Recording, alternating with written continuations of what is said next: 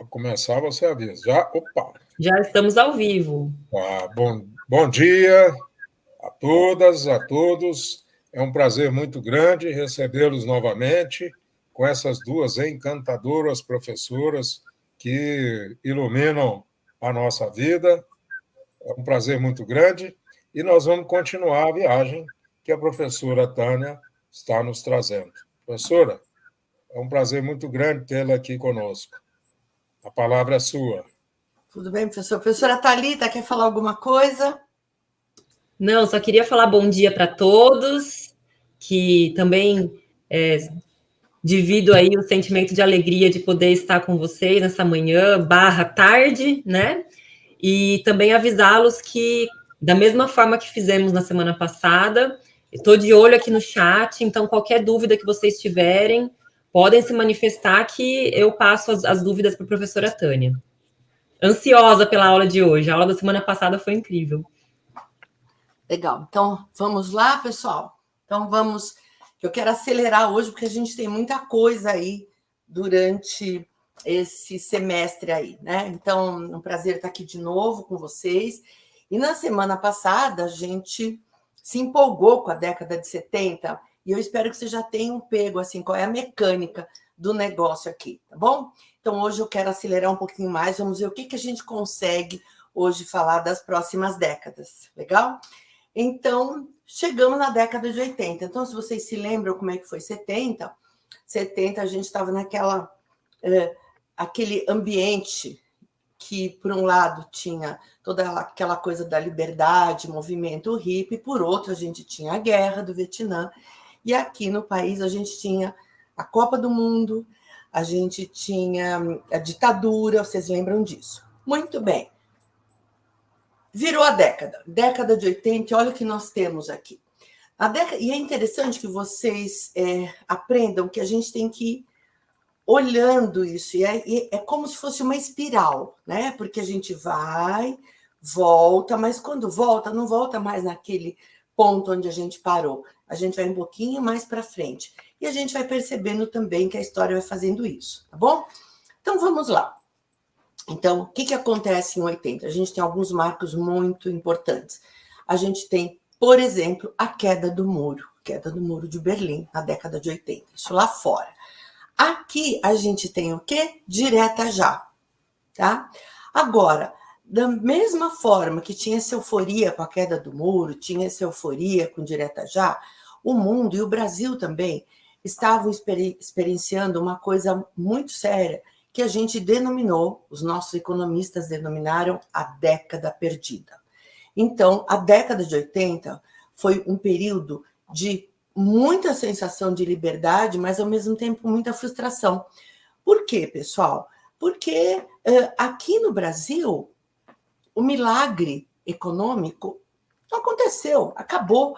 E o que a gente viu? A gente viu organizações, viu empresas que estavam infladas, inchadas com aquela chegada de tanta gente sem saber ler nem escrever, tanta gente sem estar preparado para aquelas atividades, né, do que seria aquele boom industrial, né, das indústrias de base da década de 70, apoiadas pelo governo, e a gente vai chegar, então, em 80, com as organizações, com muita gente, e, ao mesmo tempo, com problemas sérios de como pagar essa gente. Aí a gente começa a pensar nas organizações na produtividade. Como é que é produtividade?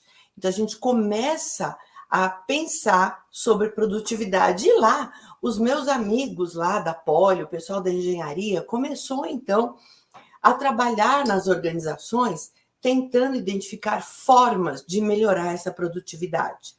Bom, o que a gente vai ver também nessa época, né? Então, a inflação dispara, e nós vamos ver algumas formas de remuneração que, por exemplo, já consideravam o gatilho.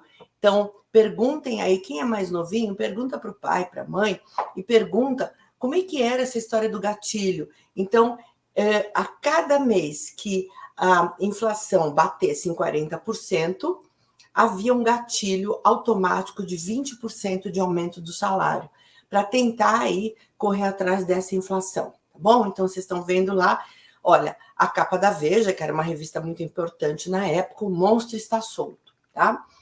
O que a gente vai ver também? A gente vai ver um grande movimento sindical, né? Nós vamos ver CUT aparecer, nós vamos ver movimentos aí, todos, né, que cantavam aí, que exaltavam as diretas já, tá bom? No plano tecnológico, nós vamos ter o fax chegando. O fax, pessoal, foi foi uma novidade tão grande, deu até novela da Globo. Eu lembro que tinha uma novela da Globo que a mocinha, ela era uma mocinha bonita e que era lá pobre e tal, né? E daí ela se casa com o príncipe encantado rico e o que ela dá para os pais? Ela dá um aparelho de fax.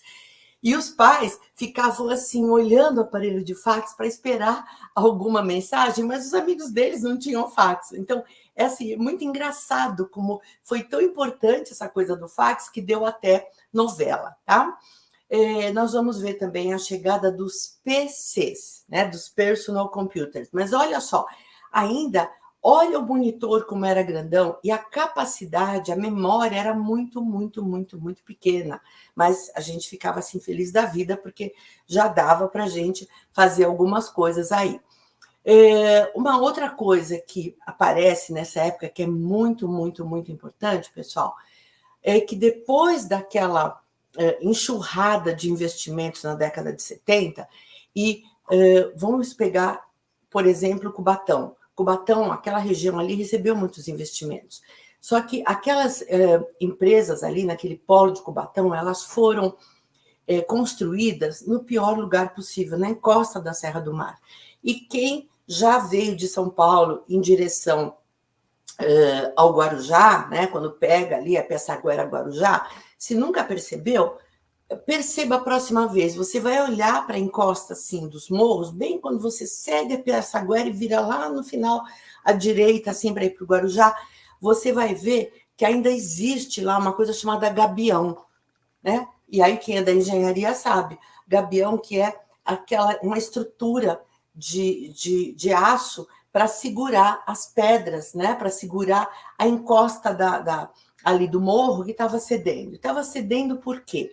A gente tinha medo que a Serra do Mar, eu morava em Santos, e o grande medo era o seguinte, a Serra do Mar vai cair, porque a poluição grudava nas árvores, matava as árvores caíam, tinha muito deslizamento.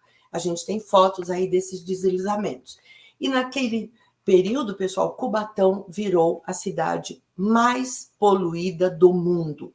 As doenças profissionais apareciam, e assim, muitas mortes por leucopenia, e foi um período muito, muito, muito, muito difícil ali. Olha que coisa interessante, pessoal. Vamos entender aí o simbólico também. Nessa década de 80, o que a gente percebe? Olha, a gente está com essa liberdade, mas tem algumas coisas acontecendo e nós vamos precisar controlar algumas coisas. Então, agora é o seguinte, produtividade, vamos controlar esse negócio. Olha, poluição, vamos controlar a poluição. Começa em São Paulo, no final da década de 80, o primeiro rodízio de automóveis. Mas, por excesso de veículos, ainda não. Hoje nós temos em São Paulo, na cidade de São Paulo, rodízio de automóveis. Muitos de vocês devem saber e devem até sofrer com esse rodízio aí, que é por excesso de veículos. Mas lá no final da década de 80, esse rodízio era para controlar a poluição, era operação inverno. Então, quando chegava inverno, tinha um rodízio de automóveis, igual como nós temos hoje, por placas também, para tentar controlar a poluição. Então, olha, nós temos que controlar os processos para serem mais produtivos, nós temos que controlar a poluição, e tem mais uma outra coisa.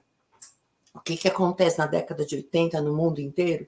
Surge a AIDS. E aí, imagina, a gente saindo de um momento, década de 70, amor livre e tal, e agora AIDS, como é que é? E aí nós também começamos controle da AIDS. Olha o que eu estou falando para vocês, tem muita coisa ligada a controle. Inclusive, foi nessa época, para quem é da engenharia, né, sabe muito bem sobre esses sistemas, foi nessa época que chegou no Brasil o Total Quality Control, TQC, década de 80, introduzido por um professor lá da UFMG, o professor Falcone, que na época era professor da UFMG, trabalhava lá na Fundação Cristiano Ottoni, e depois esse trabalho desse professor cresceu muito. Hoje a consultoria Falcone é uma consultoria muito grande. E o que o professor Falcone trouxe? Ele trouxe exatamente o TQC, esse modelo que ele trouxe do Japão e implantou aqui no Brasil. E na empresa onde eu trabalhava nessa época, que era lá em Cubatão, quem dava as aulas foi a primeira empresa a receber a implantação desse modelo TQC, e quem é que dava as aulas para a gente? Era exatamente o professor Falcone. Tá? Então, década de 80, nós vamos falar de Total Quality Control. E dentro do TQC, uma coisa importante era os CCQs, Círculos de Controle da Qualidade. E a gente fazia o CEP, Controle Estatístico do Processo. Pessoal, eu falei para vocês das questões simbólicas. Olha quantas vezes a gente está, nessa década de 80, falando da palavra controle, trazendo essa noção. A gente estava precisando ajustar isso, tá bom? Nós estamos falando em lideranças femininas. Eu queria que vocês olhassem uma foto que está ali logo abaixo, né, da revista Veja. Vocês vão ver aí umas mulheres na frente de computadores. Aí vocês vão dizer, opa, então as mulheres já estavam lá no computador. Calma, elas não estavam programando, elas não estavam criando sistemas, nada disso. Elas estavam usando computadores como uma nova ferramenta que veio substituir o quê? Exatamente, a máquina de datilografia. Então não tinha nada assim, ainda era pro grosso, né? Das mulheres aí, para a maior parte das mulheres que usavam computador, ainda era uma função, usando o computador, uma função ainda que não era uma função de criar programas, não era uma função de estar adiante aí das coisas, mas sim numa atividade um pouco mais auxiliar, tá bom? Então é legal, e a gente vai ver do lado, olha só, mexendo ali, você vê que é outro jeito, tem dois rapazes, né? Então, isso é legal para a gente pensar aí, né, qual era o nosso papel, né, das mulheres aí nessa época, a maior parte das mulheres, né? E tem, inclusive, uma ali, olha, do lado do novo aparelho, né, do Telex, né, que a gente já tinha também, aí já é um aparelho mais moderninho, tá bom? Então, é isso que a gente tem aí na década de 80. Vamos ver o que isso traz para a gente. Olha, agora nós temos abertura. Se a gente tem abertura, como é que estão os sindicatos? Os sindicatos florescem. Os grandes líderes sindicais que ficaram famosos aí na história do país, eles surgem aí. Porque agora também a gente não tem mais repressão. Então, os sindicatos. Por outro lado, se na década de 60, 70, naquele período, a gente tinha repressão, mas a gente... Então, os sindicatos estavam lá, né, quietinhos, mas a gente tinha emprego para todo mundo. Agora inverteu. Agora os sindicatos estão livres dessa repressão e não tem mais emprego. Pelo contrário, começaram grandes demissões. Quando começaram a tentar pôr ordem no barraco para trabalhar a tal da produtividade, o pessoal percebeu que precisava demitir muita gente. Então, começaram grandes processos de demissão. E aí, pessoal, nesse período, falando em carreira, a pessoa, para ter um lugar ao sol, aí ela precisava ter, ao menos, o nível universitário. E foi nessa época que surgiram os programas de trainee. Vocês já ouviram falar programa de trainee? Então, o primeiro programa de trainee que eu ouvi falar, do qual eu ouvi falar, foi exatamente aquele onde eu participei. Então, a empresa fez um processo seletivo, e aí, pessoal, era que nem vestibular, 33 candidatos para cada vaga, tá? E tem uma coisa interessante, olha, você que está aí, que é da USP, né? Você sabe onde é que as empresas iam procurar os candidatos para esses programas? Procuravam nas melhores universidades. Então, na USP, sem dúvida, no ITA, pessoal de engenharia, e quando o assunto era metalurgia, iam também procurar lá na UFMG. Mas, assim, a grande busca acontecia na nossa universidade.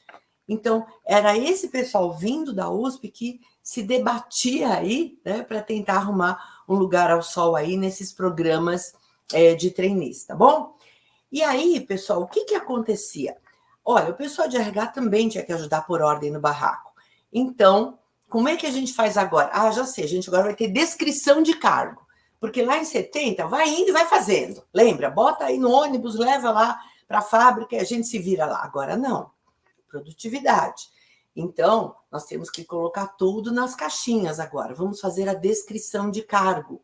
E também a descrição de cargo funcionava como uma outra coisa, pessoal. Não só deixava bem claro o que seria cobrado de você, o que é que você tinha que fazer, mas tinha mais duas coisas. A primeira é que, junto com a descrição, vinha um requisito do cargo. Então, se você não tivesse os requisitos para aquele cargo, lamento, até logo, vem outro que vai apresentar esses requisitos, tá? E a outra questão é que, nesse período que os sindicatos estavam muito mais fortes, o que as organizações menos queriam, pessoal, era ter qualquer problema com os sindicatos. Porque se você fizesse alguma coisa fora da sua descrição de cargo, o sindicato gritava e falava assim, companheiro, respeito à função. Porque se você fizesse algo além do que estava na sua descrição de cargo, você poderia tirar a posição de uma outra pessoa, tá? Então, a gente ia lá e fazia o que estava na descrição de cargo. E também, e a remuneração? A remuneração se dava pela avaliação dos cargos. Então, cada cargo é comparado aos outros e de acordo com a importância para aquele negócio, daquela organização, era feita a avaliação de cargos, ok? Falei do gatilho já, eu não vou entrar nos detalhes das teorias motivacionais, depois a gente vai colocar para vocês, o professor Humberto vai colocar um capítulo sobre motivação, que eu acho legal vocês terem aí, tá? Para vocês terem uma consulta, e vocês vão ver o que era a teoria da equidade. A equidade é o seguinte, olha, as pessoas precisam perceber que é uma justiça na atribuição e distribuição das recompensas, das punições, né? Então, a teoria da equidade fundamentou essa remuneração de avaliação de cargos, tá bom? Então, depois vocês leiam lá esse texto sobre motivação, que é um texto básico, mas é muito bom, porque vai mostrar para vocês a história das teorias motivacionais. E, junto com o TQC, o Total Quality Control, chegou um novo modelo de liderança. Agora é a liderança participativa. Começam os estudos em gerência participativa. Agora, pessoal, pensa o seguinte, você acha que dá para sair de um momento, década de 70, e já pular para uma gerência participativa em seguida? Claro que não. As organizações, os líderes, as pessoas precisaram entender, passar por um período aí para entender o que era esse participativo aí. Nessa época, o líder não questionava, ele não deixava que se questionasse o que deveria ser feito. Isso ele falava. O que ele deixava que se questionasse, que se contribuísse, era como a gente faria aquelas atividades, né? Que, se vocês pensarem, é o jeitão dos círculos de controle de qualidade, é o jeitão dos programas de qualidade. A gente reúne a equipe e pergunta, olha, como é que vocês acham que isso pode ser feito de uma forma, né, um pouco melhor, tal, tá? Então, a gente começa a falar em gerência participativa, mas não pensem que foi assim, olha, de uma hora para outra, porque não foi. As organizações precisaram se acostumar com esse novo modelo. E a gente agora fala nas equipes. E equipe é cada qual fazendo o seu trabalho para o objetivo comum. Cada qual fazendo o seu trabalho. Olha como fecha com descrição de cargo, tá? Muito bem. E carreira agora, pessoal? Carreira agora é a árvore de cargos. Árvore de cargos. Porque era o seguinte, nessa época, quando você pensava em carreira, quando você entrava na organização por uma porta aí, eu vou chamar aqui de tronco. Se você entrasse na organização pelo tronco da produção, você ia ficar o tempo inteiro no tronco da produção. E o seu passo a passo era conduzido pela organização. Se você entrasse pelo tronco da área financeira, você ia ficar sempre naquele tronco. Por quê? A gente não entendia e não aceitava que houvesse mudanças entre os troncos. Quando alguém mudava, a gente ia dizer assim, bom, o que será que aconteceu que essa pessoa que era da produção agora foi para outra área? A gente dizia, olha, não deve estar performando. E vou contar um segredo para vocês aqui baixinho. Eu já era da área de RH. Na época se chamava RH, Recursos Humanos. Eu já era da área de RH. E lá na organização onde eu trabalhei, não se tinha assim, muito, depois que se estabilizou o número de funcionários, tal, não era uma organização que tinha como cultura ter muita demissão. Não tinha. Principalmente nos níveis mais altos. Então, pessoal, olha só.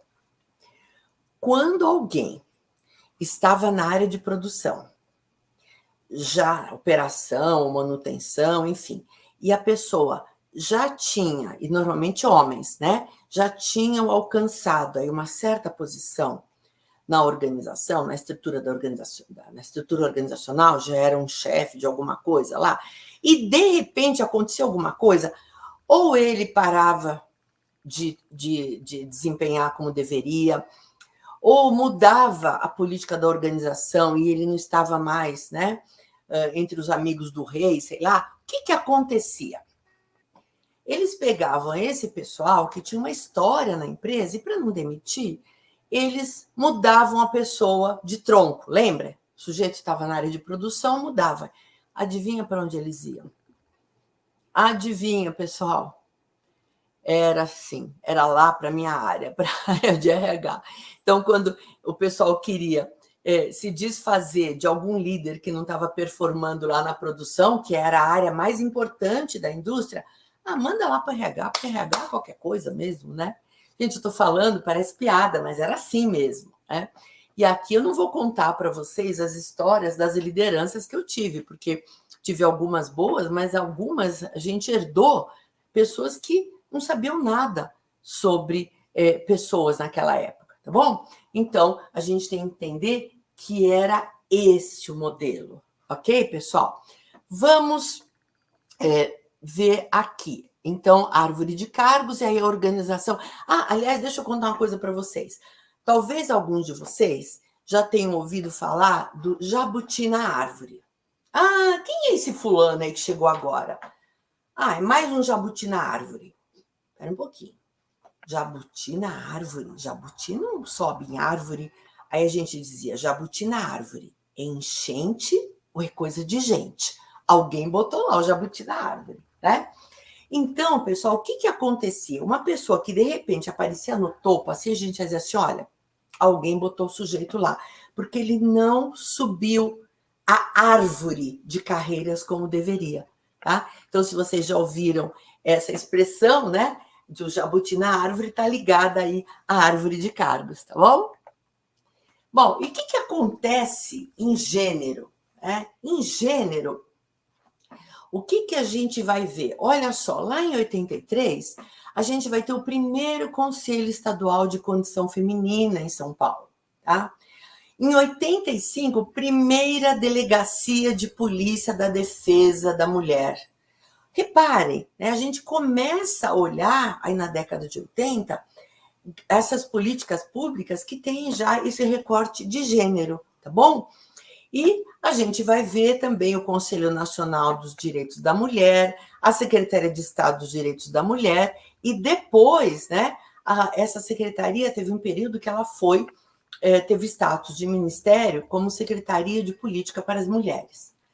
Muito bem. Quando a gente chega na nova Constituição, em 1988, o que aparece lá para as mulheres?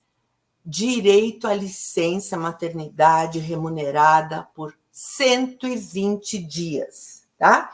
Então, agora nós temos direito a licença maternidade remunerada de 120 dias. Depois nós vamos discutir isso. Mas, na época, foi um avanço, hein, pessoal? E aí, já que eu estou falando de gênero, lembra? Eu falei, eu quero colocar também um pouquinho do LGBTQIA+, porque conversa, né, com essa conversa de gênero, a gente vai ver depois. Quando você pega LGBTQIA+, e junta a questão de homem e mulher, nós vamos ver mais para frente. Então, pessoal, o que a gente vai ver? Que a comunidade LGBT, que era assim que a gente chamava na época, sofreu um grande golpe, porque eles eram a comunidade de maior risco com HIV. Em 81, o Grupo Gay da Bahia iniciou a campanha, então, para retirar a visão de patologia da homossexualidade. Lembra que a gente viu como era na década de 70? Em 85, então, o Conselho Federal de Medicina retirou a homossexualidade da lista de doenças. Veja só, antes da Organização Mundial de Saúde, 5 anos antes. Gente, a gente tem muita coisa que funciona errado aqui no nosso país. Mas tem algumas coisas, né? Olha só que coisa interessante, pessoal.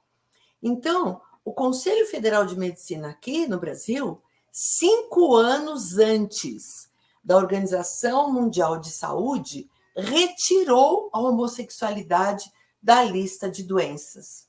Né? Olha que legal, tá?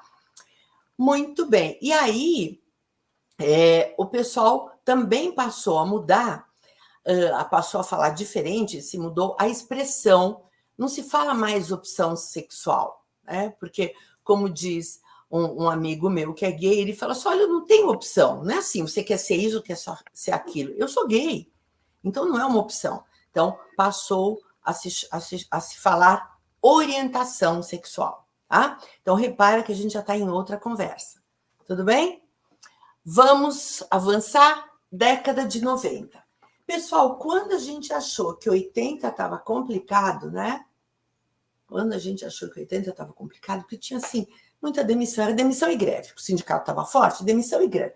Olha, eu vou dizer para vocês, foi um período que eu estava na indústria, e a minha indústria tinha um sindicato muito forte, era assim, você saía para trabalhar de manhã e não sabia se durante o dia não ia estourar uma greve.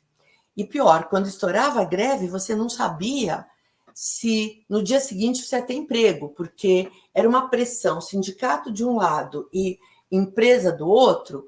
O sindicato não deixava você entrar na indústria, na fábrica, e a empresa, os gestores diziam, se você não entrar, você está na rua. Então, você ficava ali, era barra pesada, hein, pessoal?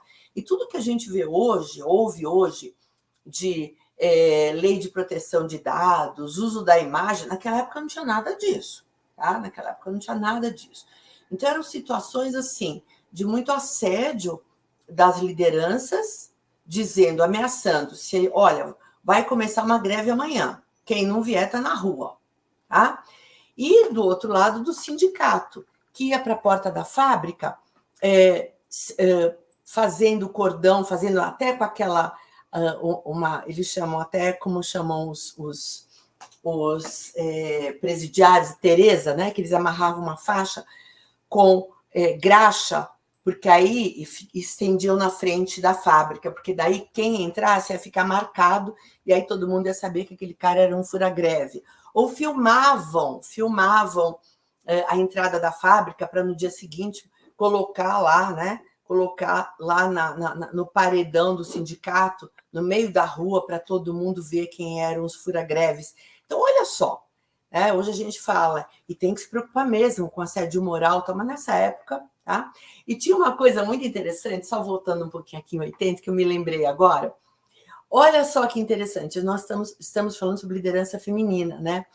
Eu lembro que nós chegamos de ônibus para entrar na fábrica, e aí estava o pessoal mais engajado ali, e estavam eles com as famílias. Então, as esposas daquele pessoal, elas iam também para a porta da fábrica, presta atenção, elas iam para a porta da fábrica com as crianças, carrinho e tal, né? E paravam o ônibus, falavam assim, ninguém entra, não sei o quê. E aí, quando o pessoal começava a descer do ônibus para entrar na fábrica, e havia a segurança da fábrica que garantia que aquelas pessoas pudessem entrar, as mulheres pegavam uns aventais e falavam assim para os homens, olha aqui, olha, seu mulherzinha. Gente, olha que coisa, como ser mulherzinha fosse uma coisa de rebaixar aquele pessoal, né? Os homens chamados de mulherzinha, porque eles estavam querendo ir trabalhar, né? Então, eles não eram machos o suficiente, né? Então, as mulheres vinham com aventais, eu lembro de ver isso, tá, pessoal? Então, as mulheres falavam assim, olha aqui, vem aqui, tá o seu avental aqui, vem cá, sua mulherzinha e tal, que era para os homens. Olha só, as próprias mulheres usando esse discurso. É para a gente pensar, né, pessoal? É para a gente pensar, tá bom? Muito bem, chegou 90, então. Vamos lá para 90 agora. Quando chega em 90, gente, a gente teve saudade de 80, viu? Porque quando a gente achou que 80 estava ruim, 90 foi pior ainda. Olha só, o que aconteceu na década de 90? Década de 90, pessoal, a gente teve algumas coisas nesse sistemão país aqui. Primeiro, a gente teve aí abertura dos portos às nações amigas 2. Lembram Dom João? A gente teve o Collor. Dom Collor também fez a abertura dos portos. E o que a gente teve? A gente teve muita importação. Então, o que aconteceu quando abriram as importações? Tá? Pessoal, esse período combinou já com as importações que vinham da China. Então, vamos pensar. A nossa legislação trabalhista, ela tem as raízes ainda na década de 40, Getúlio Vargas, e eu até vou colocar um artigo, né, antigo, que, se não me engano, é da década de 90, mas que fala claramente sobre essa vinculação das políticas de remuneração com a legislação trabalhista da era Vargas. Então, Getúlio Vargas, que era um populista, coloca, então, uma legislação que ainda está aí, né? A gente ainda tem bases aí nessa legislação. E essa legislação, pessoal, acabou criando muitos encargos sociais, tá? Eu não vou discutir aqui se está certo ou se está errado, né? Porque não é aqui o fórum para isso, mas vamos entender, quando chega na década de 90 e a gente abre as importações, olha só, no custo do nosso produto aqui, estão embutidos os custos com o pessoal também. E nós temos muitos encargos sociais, certo? Então, como é que fica, né? Como é que fica? A gente vai ver que nós vamos ter, então, custos muito mais altos do que os custos do produto chinês, por exemplo. E, pessoal, hoje já mudou um pouquinho, né, a remuneração do pessoal na China, mas naquela época era uma coisa quase de escravidão. Então, o produto chinês chegava aqui por um preço muito, muito, muito pequeno.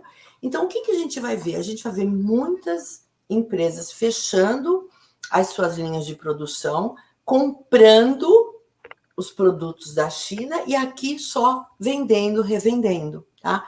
É claro que isso deu muita demissão. É claro que deu muita demissão. Também nós vamos ver, nessa época, essa foi uma época que o Brasil precisou lutar aí pela sua competitividade também. Fernando Henrique Cardoso trouxe a ideia de um país mais competitivo.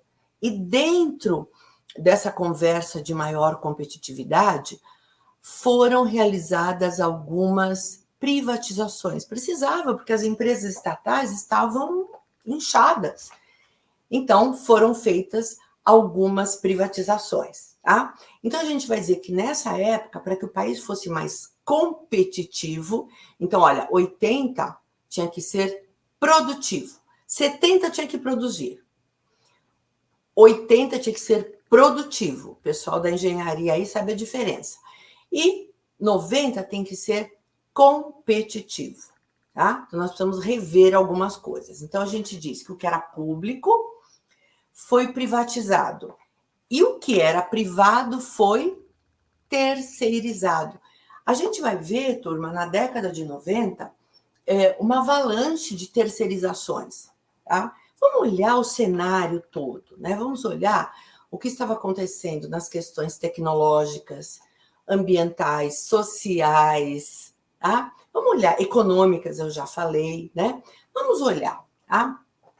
Então, vamos ver. Nas questões tecnológicas. Gente, chegou a internet. Chegou a internet, chegou o celular. Vocês têm ideia? Olha que delícia. Ainda não tinha celular para todo mundo, hein, pessoal? Não pensa que era essa moleza que é hoje, não. Não tinha. A gente ficava, assim, 2 anos esperando uma linha celular. Mas já tinha celular, aquele celularzão, grandão, né? Mas já tinha celular. E já tinha internet. Ainda uma internet de linha de escada. Ainda tinha que ir lá plugar na parede. Mas já tinha internet, pessoal. Olha que mudança. E aí, quando a gente começou a usar a internet, na USP, 92, 93, a gente já usava a internet. Quando a gente começou a usar, qual era o idioma da internet? Era inglês, pessoal, era tudo inglês. E nós vamos ver, então, aqui o nosso país e como tantos outros, serem invadidos por termos em inglês natural, porque vem pela internet. Então, lá na década de 70, pessoal, né? A gente, quando trazia algum modelo de gestão lá de fora, isso levava aí 25 anos para uma novidade em gestão sair lá fora e a gente depois adotar. Agora, com a internet, não, é rapidinho. A gente importa, né? Só que a gente usa o termo inglês. Né? Nós vamos falar aqui de alguns termos que a gente passou a usar, tá bom? E o que a gente viu? Para o país ser competitivo, precisava de organizações competitivas e os modelos de negócio das organizações precisavam mudar também. Eu vou contar um caso aqui. Eu vou contar um caso que não tem problema nenhum de falar, inclusive, o nome da empresa, tá? Então, vamos lá. A gente vai ter uma mudança, né? E eu vou contar para vocês que lá na década de 90, com a terceirização, o que a gente vai ver? Chamavam as pessoas, eu vou contar o caso específico de uma importante empresa, né, do setor de embalagens, que é a Tetra Pak, todo mundo conhece. A Tetra Pak tinha no seu modelo de negócios, o que ela oferecia para aqueles clientes, as empresas que eram os clientes que mais usavam seus produtos. As indústrias de suco, todo esse pessoal que usava muito essa embalagem, que a gente chama de embalagem Tetra Pak, as empresas que usavam, que eram as maiores clientes da Tetra Pak, sabe o que a Tetra Pak oferecia? Ela oferecia a manutenção das máquinas. Olha, pessoal, é lógico, né? É inteligente o negócio. Porque, claro, se eu vendo embalagens, o que eu menos quero é que você que compra muita embalagem de mim, que a sua máquina pare. Então, a Tetra Pak tinha no modelo de negócios, a Tetra Pak tinha uma equipe de 25 pessoas que cuidavam, então, da manutenção das máquinas dos clientes. Só que agora, pessoal, nós temos que ser competitivos. E aí, as organizações passaram a se rever e passaram a olhar para o seu core business. Core business foi uma coisa que logo a gente aprendeu. O que é o seu core business? Aí, o que a Tetra Pak viu? Para ela ser competitiva, continuar no mercado, ela tinha que olhar o core business. E qual foi a lógica aí, né? E tá correto. Olha, o nosso core business não é fazer manutenção. O nosso core business é produzir embalagem. Então, manutenção não é nosso negócio, certo? O que eles fizeram? Chamaram a pessoa que cuidava dessa área, que era um sujeito com 10 anos de empresa, um cara super experiente, que era assim muito um cara legal, que comandava a equipe toda, tal. Chamaram e falou assim, olha, vem cá. Eu só vou me permitir não falar o nome dessa pessoa, tá bom, pessoal? chamaram essa pessoa e falaram, olha, vem cá. Olha, você é um líder fenomenal. Você conhece a cultura da empresa. Então, a chance é sua. Nós vamos terceirizar isso.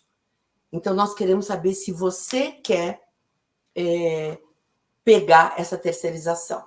Porque nós vamos tirar essa área, serão todos demitidos, você inclusive, e você, então, cria uma empresa e presta serviço para a gente. Pessoal, presta atenção. Vamos pensar aqui. Não foi só a Tetra Pak que fez. Muitas organizações fizeram. E foi nesse período que a gente viu crescer no nosso país o número de empreendedores. Vocês já devem ter ouvido falar sobre isso, né? O Brasil está sempre no topo dos países com número de empreendedores, com maior número de empreendedores. Tá bom, só que isso, pessoal, vai me desculpar, isso não é empreendedor, né? A gente fica lá contando o número de empresas que são abertas, não é empreendedor, isso é plano B, tá? Que é bem o nosso esquema, a gente faz um plano B, porque como é que fica essa insegurança aí? E aí, nesse período, a gente viu fazer assim, olha, a curva de empreendedorismo no Brasil subiu. O que eram? Eram os ex-funcionários que estavam saindo, montando as empresas para prestar serviço, né? Montando suas empresinhas para prestar serviço para a empresa onde eles tinham trabalhado durante tanto tempo. Vamos entender esse momento, pessoal, porque é muito importante. Ora, você imagina que esse sujeito, que era um craque em manutenção, que era um baita de um líder, tal, primeiro, ele sabia recrutar e selecionar? Não. Ele sabia fazer preço? Não. Ele sabia fazer preço para vender o serviço? Não sabia. Gente, ele não sabia. Ele sabia fazer gestão de manutenção. Ponto. Tá? O caso desse rapaz, né, que eu acompanhei, né, o que aconteceu, pessoal? Foi só com ele? Não. A gente viu isso e aí, e eu já vou dizer por que eu acompanhei esse caso, aí apareceu o cenário para que se criasse o quê? O Sebrae é dessa época. O Sebrae apareceu para dar apoio para o micro e para o pequeno empresário. Tá? E quem eram os clientes que batiam lá no Sebrae, na porta do Sebrae, pedir ajuda? Era exatamente esse pessoal. Tá? E aí o Sebrae foi na USP, o Sebrae estava se organizando, foi na USP, e conversou com algumas pessoas, e aí um grupo de professores da USP acabou encampando essa parte de desenvolvimento do Sebrae, e a gente trabalhava ajudando essas pessoas a estabelecerem seus negócios. Então, eu fazia a parte de RH. Então, eu ensinava esse pessoal como eles deveriam remunerar, tudo de RH, porque eles não sabiam, tá? Então, o Sebrae, e por isso que eu acompanhei bem o caso desse rapaz, tá bom, pessoal? Então, olha o que nós estamos falando aí, olha o que nós estamos falando. Uma mudança nas relações de trabalho. Gente, pensa, década de 70, você vai trabalhar na empresa por toda a vida. Década de 80, olha, se você fizer a sua descrição, tudo bem. Década de 90, olha, como você é muito bom, a chance é sua. Nós vamos te demitir, você monta uma empresa e presta serviço, tá? Pessoal, a gente aqui está falando de formação de liderança feminina, a gente está colocando também algumas coisas relacionadas à família, porque a gente vai precisar tocar nesse assunto. Então, imagina a família. Imaginem as crianças de 70. As crianças de 70, que os pais trabalhavam em 70, olha assim, nossa, olha, a empresa do papai é uma maravilha, Papai Noel passa lá. Então, tem presente no Dia da Criança, tem presente na Páscoa, certo? 80, olha, que bom que papai continua trabalhando, porque o vizinho foi demitido e tal. Quando chega a 90, pessoal, o que as crianças estão vendo? Papai trabalhou 70, 80 e agora foi demitido. Inclusive, ele era um bom funcionário. Pessoal, essa moçadinha que na década de 90 estava nascendo, estava bem criança, bem pequeno aí, foi isso que eles aprenderam em casa. Foi isso que eles assistiram em casa. Então, pessoal, é natural que essa moçada tenha crescido com uma outra concepção sobre o que é empresa. Não vão ter ligação com a empresa mesmo. Você vê que é natural, eles não vão ter ligação com as empresas. Por quê? Porque a empresa, papai estava lá 70, 80, agora foi demitido. Você percebe? E aí, pessoal, a gente precisa tirar um pouco aquela pecha, né, que às vezes o pessoal coloca para essa moçada da década de 90 em diante. O pessoal fala, geração Y já chega na empresa metendo o pé na porta. Eles não querem, eles trocam de empresa que nem trocam de roupa. Pessoal, não é culpa deles.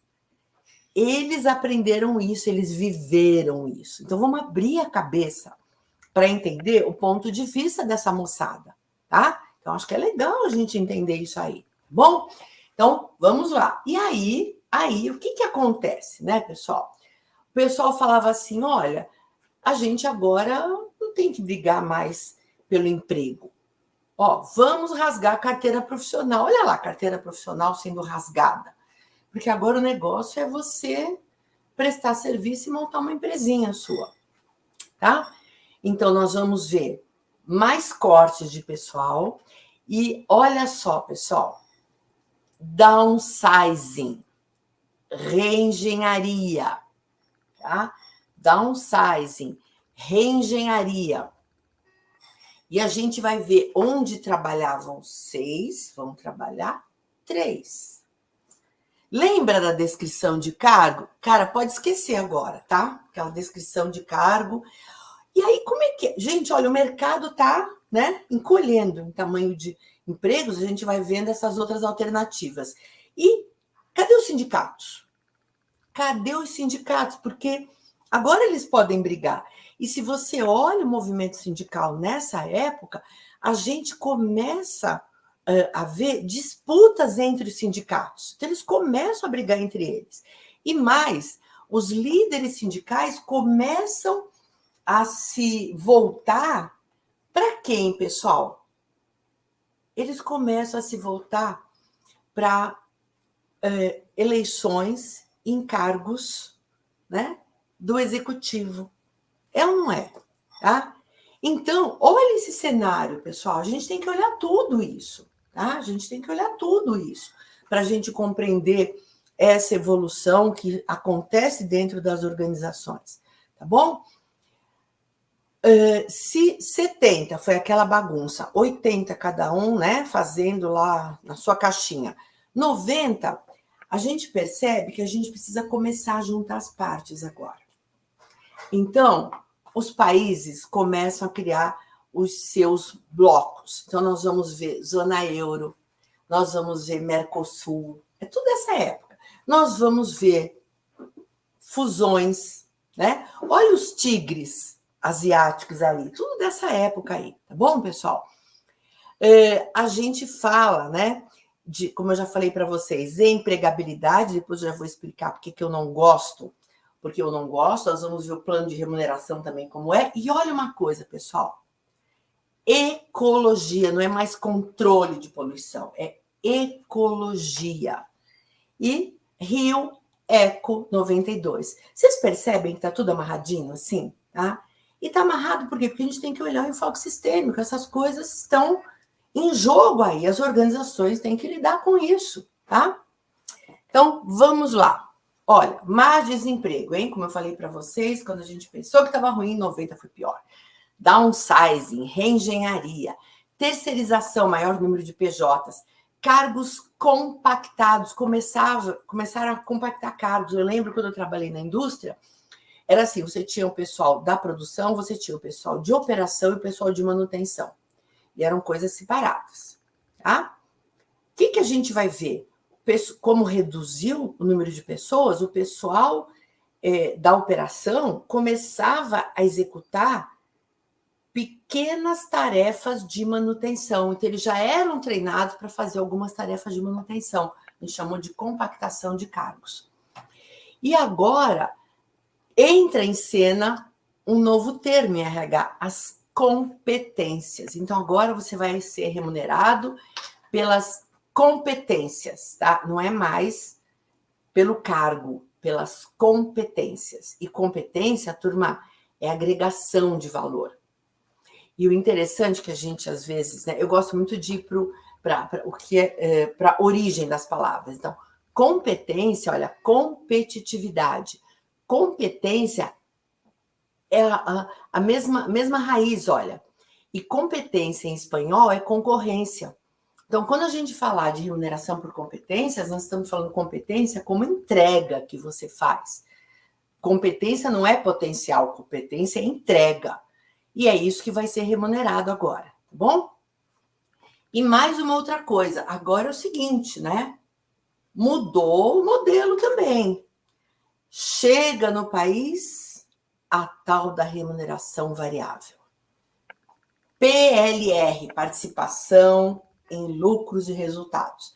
E no primeiro momento, o governo nem sabia como é que ia ser essa PLR, participação em lucros e resultados. Os sindicatos queriam que fosse pelos lucros, participação nos lucros, porque aí tinha uma outra coisa. Se é participação pelos lucros, os lucros teriam que, o pessoal tinha que abrir, né? A caixa preta aí do balanço da empresa, principalmente na questão dos lucros. E as empresas queriam por resultados. Então, as empresas colocavam o resultado, olha, desperdício zero, acidente zero, tal, percebe? Eu sei que isso ficou aí um bom tempo, né? Esse debate, porque cada um puxava de um lado. Tá? E na hora que foi feita essa política, né, foi criada essa alternativa, não se estabeleceu direitinho isso aí, tá bom? E remuneração variável. Aí a gente vai ver. E é o seguinte, se você faz, você recebe, tá? Você tem um salário. Eu estava começando a dar aula na FEA. E eu lembro que quando eu dava uma aula sobre remuneração, eu escrevia assim, pessoal, o futuro do trabalho é salário fixo, e eu punha um S e um F pequenininho assim, mais remuneração variável, um R e um V bem grande. Porque era assim que a gente estava imaginando que as coisas iam ser. Salário fixo baixo e uma alta remuneração variável, porque as empresas precisavam ser competitivas.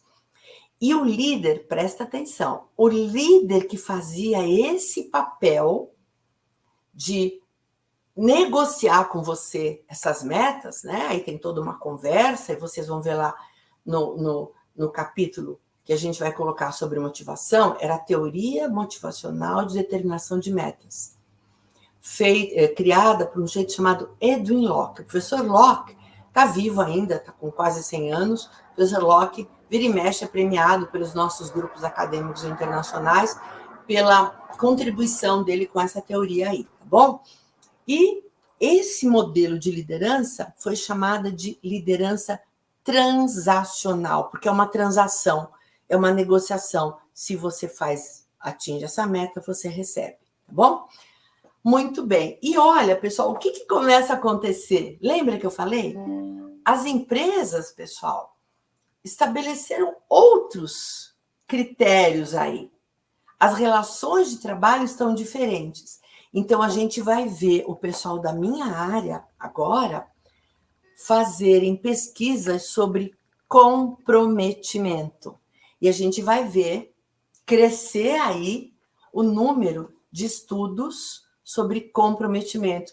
E as empresas buscando comprometimento. Agora, pessoal, cá para nós, que comprometimento, né? Porque, olha, 70, aí vamos aqui até que a morte nos separe. 80, se você fizer direitinho, chega a 90, fala, olha, obrigada, vou terceirizar. Tá? Eu sempre falo, olha, pensa o casamento, né? Eu até brinco assim, falo, olha, imagina o casamento, né? Então, década de 70, unidos até que a morte nos separe. 80, olha, se você cumprir tudo que tem que cumprir, marido, aí no seu casamento, no nosso casamento, estamos juntos. Quando chega a 90, olha, a esposa olha para o marido e fala assim, vou terceirizar. tá? Eu sempre faço essa brincadeira, porque foi isso que aconteceu dentro das organizações, tá? Então, nós temos que pensar aí sobre essa preocupação das empresas, agora com comprometimento, uma coisa que não havia antes, tá bom? E agora, hein, pessoal? E agora? Carreira, hein? Aí vem lá a tal da palavra que eu detesto, pessoal. Eu detesto essa palavra empregabilidade. Muita gente boa usa essa palavra, tá bom? Mas eu não gosto, eu já vou explicar por quê. O pessoal falava assim, você agora não tem que brigar pela sua carreira, você tem que lutar pela sua empregabilidade. Você não tem que brigar pelo seu emprego, você tem que lutar pela sua empregabilidade. Gente, vamos lá. O que é empregabilidade? É a sua capacidade de ser empregado. Entenderam? Então, a relação continua a mesma. Só mudou a questão formal. Mas o poder da organização continuou. Aquele rapaz lá, ele fez uma coisa muito legal, e foi o que eu falei para ele. Quando ele veio, eu falei assim, olha, você está se estruturando para prestar serviço para essa empresa, da qual você gosta, que é uma empresa legal, onde você trabalhou, mas não coloque todos os ovos na mesma cesta. Tá? Não coloque. Você se estrutura ali, mas procura outras empresas, porque senão, procura outras empresas para você prestar serviço, porque senão você vai ficar na mão desse pessoal, como você já estava, e as coisas mudaram. Tá? Ficou claro? Vamos para ver sobre diversidade, né? Eu coloquei aqui algumas outras diversidades, e a gente vai falar aí sobre gênero, né? Mas eu achei que seria legal aqui a gente falar um pouquinho sobre o que acontece também, por exemplo, nas outras diversidades, não só de gênero, tá? A gente vai ver que a Associação Americana de Deficiência Mental mudou o nome agora, hein, pessoal? A gente começa a se preocupar em como a gente nomina as coisas. Isso é muito importante, tá? Então, a gente não fala mais, né, de deficiência mental, tá? A gente vai mudar um pouquinho, tá? A gente vai falar agora, né, ainda um pouquinho aqui no Brasil, a gente vai falar de portador de deficiência, né? A gente não fala mais como um traço absoluto, né? Mas aqui no Brasil a gente ainda vai falar um pouquinho sobre portador de deficiência, mas a gente percebe aí uma mudança aí no que a gente tem que falar, tá? A mesma coisa nas questões de raça. Olha só, tá? A gente já começa, né? A gente já começa a partir de 90 com uma evolução aí das questões de raça também. Tá? Uma coisa um pouco mais. Olha, de novo, foi professor, né? O presidente Fernando Henrique, trazendo, né, a importância da gente trabalhar de fato, sair do discurso e trabalhar de fato, né, para a população negra. E aí a gente começa a ter uma outra conversa. Vamos falar da área de gênero agora, tá certo? Então, a gente vai ver que na década de 90, a gente vai ver que aparecem muitas ONGs voltadas aí para mulheres, tá? Porque aí acontece uma outra coisa também, viu, pessoal? Nessa época aí de 90, né? Lembra? Olha, rasga a carteira, né? Profissional. Aí aumenta o número de trabalhos informais, tá? Aumenta o número de trabalhos informais. E certamente isso vai bater mais onde? Para as mulheres. Então, as mulheres vão ter muito mais trabalhos informais do que os homens. A gente vai ver em outra aula como é que é essa divisão aí, tá bom, pessoal? Então, é legal da gente pensar que em 90 teve mais esse complicômetro aí, tá bom? E olha só, e por que eu coloquei também aí a diversidade em PCDs, né? Pessoas com deficiência, e também a diversidade de raça, de cor. Por quê? Porque a gente chama a terceira onda do feminismo, essa que aconteceu aí em 90, olha só, uma perspectiva mais ampla e inclusiva, tá? Trazendo o quê? A tal da interseccionalidade, quer dizer, olha só, agora é o seguinte, além das complicações de ser mulher, nós temos que juntar as complicações de raça, as complicações de classe, as complicações de orientação sexual, tá? Então, tudo isso está aí e nós temos que lidar com liderança aí, hein, pessoal? Olha só, olha a situação. Vocês percebem que vai aumentando aí a fervura desse negócio, tá? Bom, pessoal, eu quero saber se até aqui, deixa eu fechar aqui um pouquinho, eu quero saber se até aqui vocês têm alguma dúvida. Professora Thalita. Tá projetando. Slide 18. Uhum. Achou? Você consegue ver aí? Deixa eu ver. No StreamYard já está passando 2.000. É isso aí. Legal, tá? E qualquer coisa é um... Legal. Não, é isso aí mesmo. Vamos lá, pessoal. Então, nenhuma pergunta? Ou está muito claro ou está muito chato, hein, pessoal? Então, vamos lá. 2000. Agora já vai chegar mais perto, né, do tempo de vocês aí, tá bom? Então, o que aconteceu em 2000? Aí nós vamos juntar de novo, né, aquela nossa conversa. O econômico, o social, o tecnológico, o político, o ambiental, tá bom? Chegou 2000. E aí, pessoal? Como é que estava o mundo? Olha, agora eu tenho internet wireless, tá? Eu falo que foi um período assim difícil para os professores, né? Porque era o seguinte, os alunos começaram, então, entra na sala de aula e fica lá já, né? E a gente ia dizer, olha, por favor, contrato psicológico, não fica olhando o celular na sala de aula, né? Então, a gente passou aí por essa fase aí, né, de adaptação com a internet wireless, né? Muito bem. Que mais, hein, pessoal? Olha, se 90 era o período da competitividade, e agora? Olha, 80 é produtividade, 90 é competitividade. E agora? Agora é o período da sustentabilidade. E eu sempre falo que em 70 é assim, olha, como é que a gente via? A gente via produção e nenhuma preocupação com o meio ambiente. Daí a gente vai ver uma outra coisa. A gente vai ver 80, produtividade e controle de processo, produtividade e controle ambiental.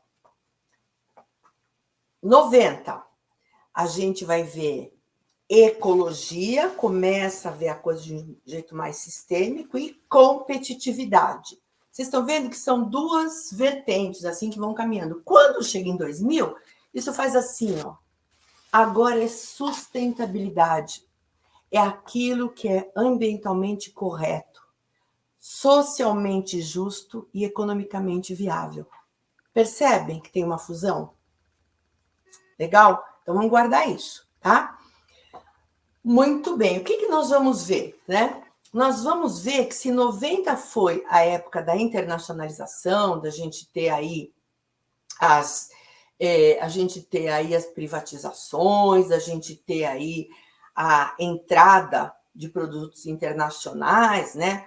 Conversas entre países, em 2000 não é mais internacionalização, em 2000 é globalização.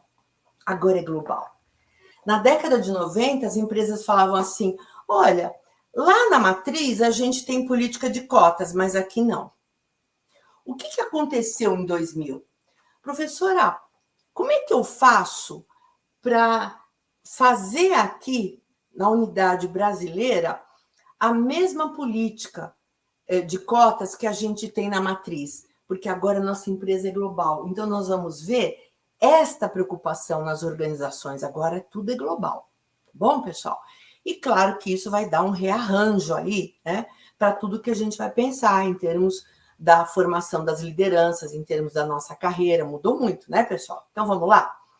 Bom, primeiro, se eu estou agora global, eu estou lidando com gente de tudo que é lugar. Então, eu preciso entender mais e aceitar mais as diferenças. Então, diversidade virou matéria obrigatória, pessoal, tá? Virou matéria obrigatória. A gente, então, vai se preocupar, e aí aumentam ainda mais as fusões e aquisições. Olha lá, né? A gente tem vários aí, tá bom? A gente vai falar de diversidade, a gente vai ver subirem ao poder, aqui na América Latina, um outro modelo de liderança, tá? Também não vou conversar aqui sobre política, mas, sem dúvida nenhuma, é um outro modelo de liderança, a gente tem que entender, né? Tá?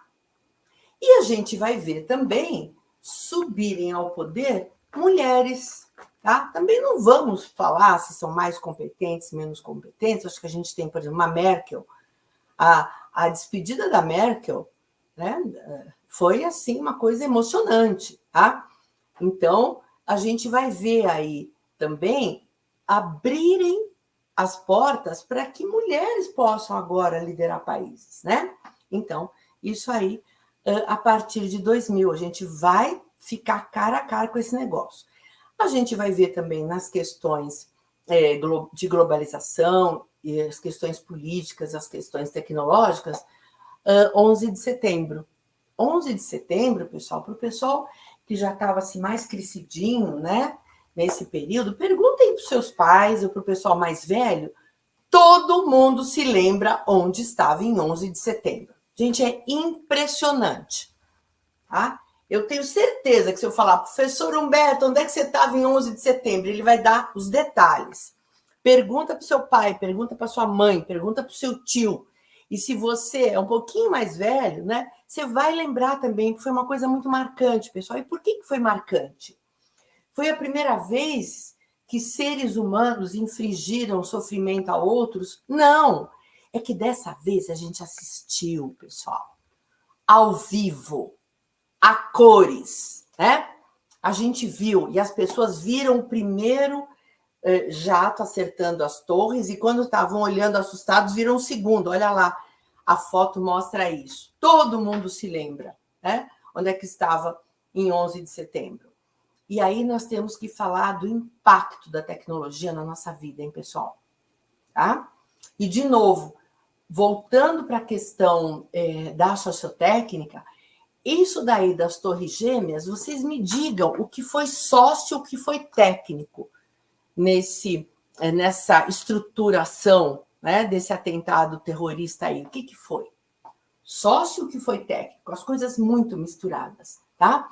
Então, de novo, a gente usando essa abordagem do enfoque sistêmico sociotécnico para entender o mundo que a gente está aí, tá bom?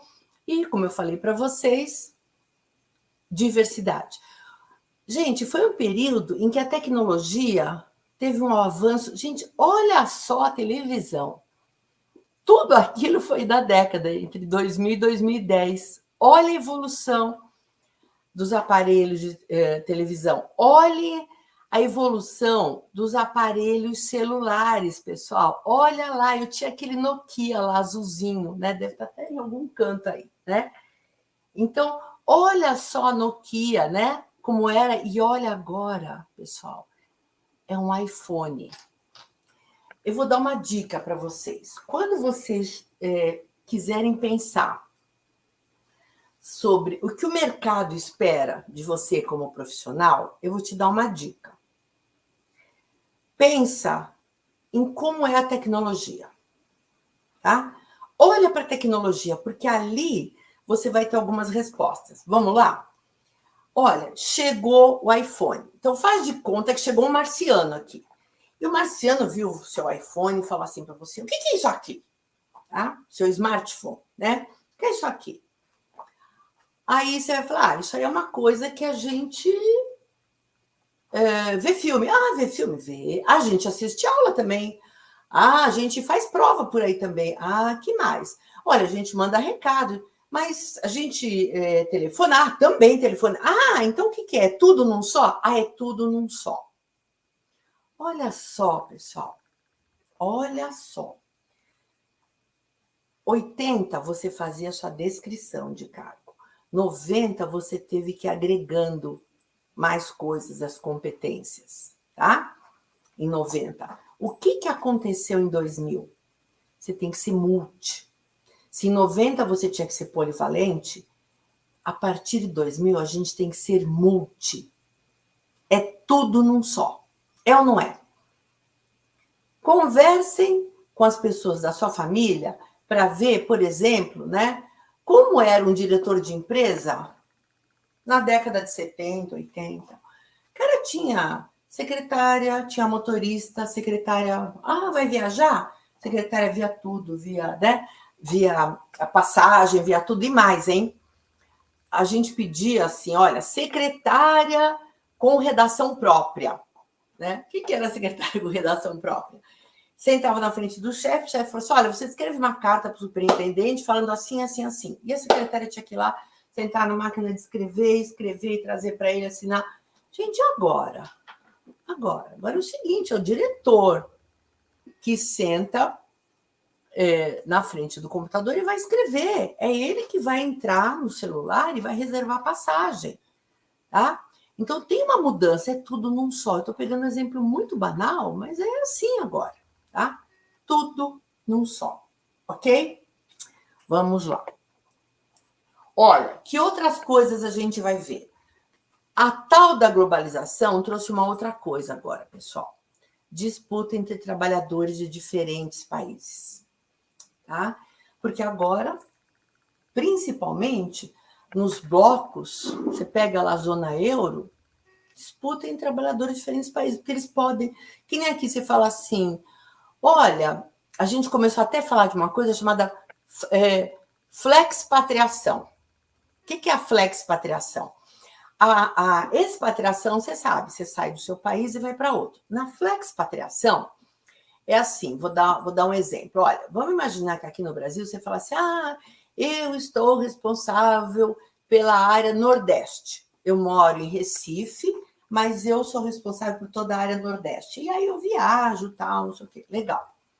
E o que é flexpatriação? Olha, eu sou responsável pelos países do leste europeu, tá?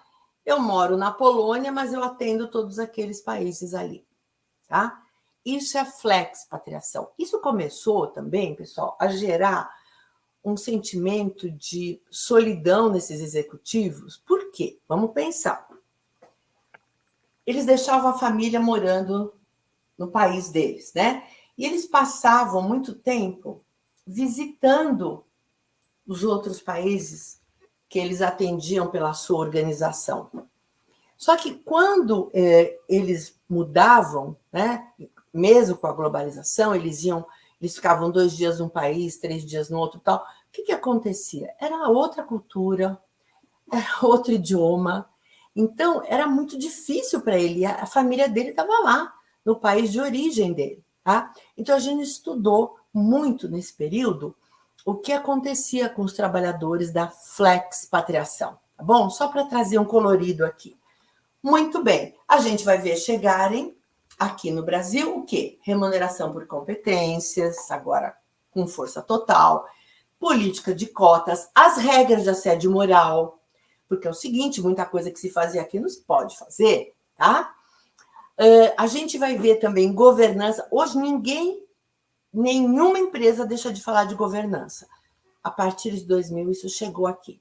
E a gente vai introduzir para as carreiras uma teoria mais moderninha, que é mesmo da época das outras, mas que é a teoria de Victor Vroom, teoria das expectativas. Vai estar lá no texto, que eu sugiro que depois vocês olhem lá, tá?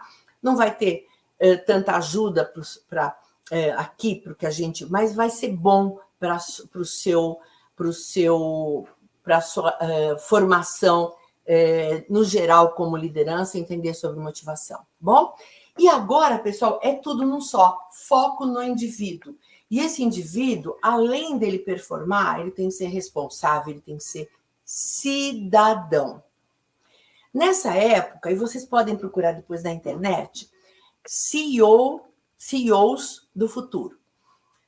Um professor da fé, infelizmente já falecido, o professor James Wright, nesse período aí de início de 2000, ele bolou um programa muito legal e me convidou para trabalhar com ele. Então, eu ajudava o professor James nesse programa. O programa se chamava CEOs do Futuro.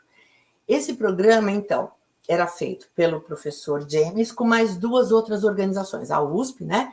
E mais 2 outras organizações. A Korn Ferry, que é uma organização que faz busca de executivos, é uma organização global, né? E a Editora Abril. Na época, a Editora Abril era uma potência também. E aí, o que era o programa? A gente abria o concurso uma vez por ano e pessoas jovens se inscreviam para participar aí desse concurso. O concurso era CEO do Futuro. Olha, teve um ano que foram 3.000 inscritos, pessoal. E aí, como é que funcionava? Esses 3.000 inscritos, eles tinham que preencher lá um monte de assessments, de avaliações. Essas avaliações, então, assim, eles eram inscritos lá pela Abril, passavam pela Korn Ferry para fazer essas avaliações, porque como a Korn Ferry tem avaliações de diretores e presidentes no mundo inteiro, elas comparavam os dados, né, com os dados de quem era CEO naquela época, tá? Então, os vários assessments, as várias avaliações. E aí, esse pessoal passava por esse conjunto aí, essa bateria de testes aí, e lá no final ficavam 60. Esses 60 a gente entrevistava. Aí a hora que eu entrava, né? A gente entrevistava e a gente escolhia todo ano 20 executivos ou executivas que tinham o perfil do que a gente imaginava que seria o CEO do futuro. Ok? Muito bem. Por que eu estou contando toda essa história? Porque antes da gente começar o processo, todo ano, a gente se juntava.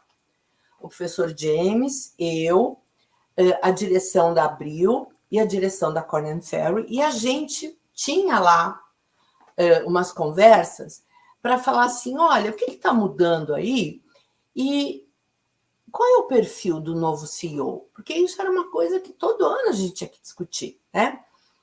E chegou um momento que a gente falou assim, olha, agora o CEO do futuro, ele tem que estar preocupado com a comunidade. Ele precisa estar envolvido com os problemas do país dele, do local onde a empresa dele está instalada, tá?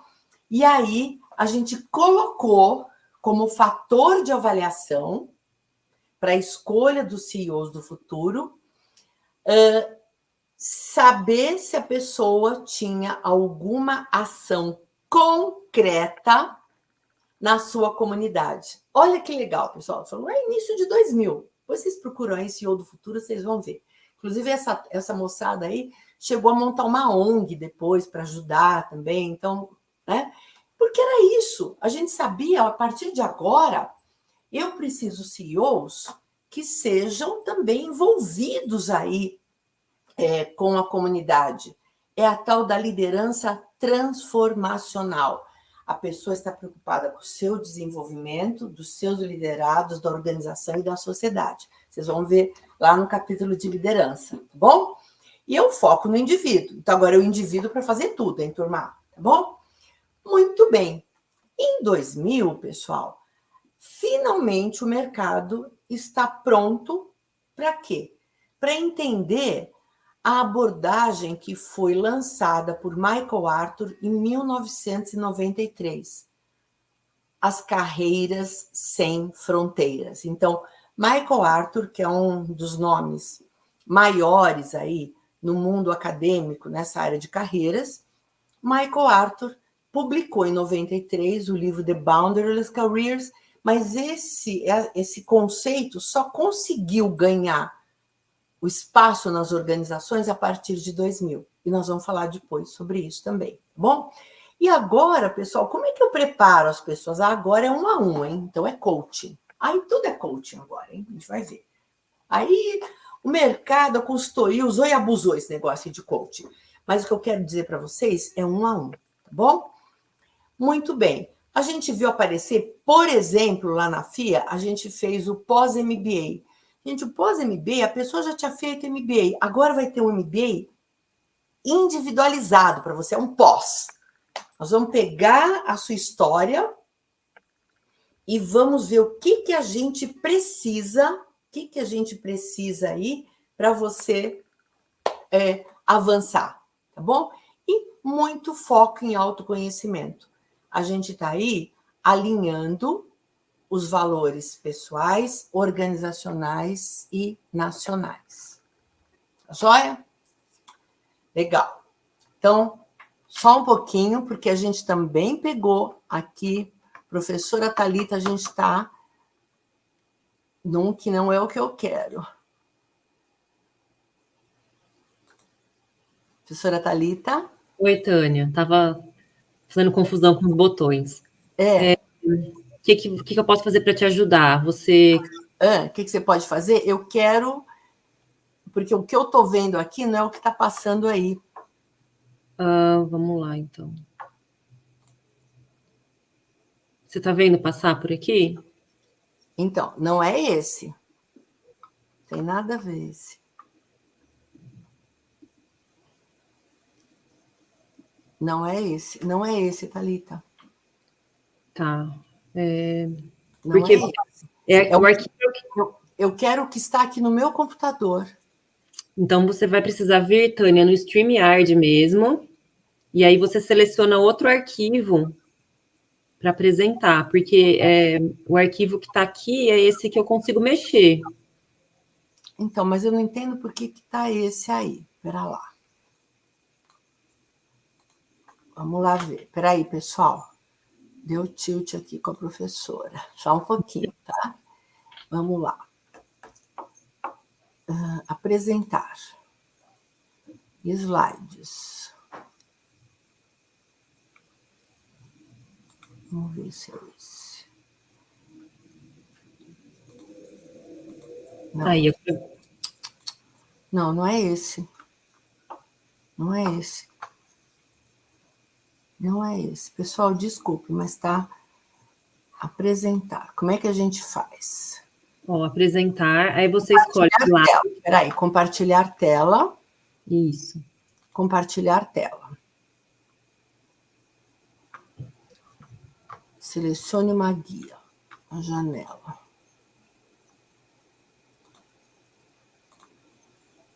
Isso. Deu aí? Agora sim. Então era isso. É isso aí. É isso aí. Legal. Tudo bem aqui? Aí só coloca para apresentar, Tânia, que a gente está vendo toda a janela. Tá bom. Pronto. Foi? Não. Mas assim, dá para ver. Não, mas como é que... Não, mas não pode. Não pode. O que eu posso fazer? Como é que é? Olha. Um pouquinho, pessoal. Eu não consigo aumentar isso aqui, professora? Então, eu vi que você está clicando no lugar certinho, mas não sei por que não está projetando assim a tela toda.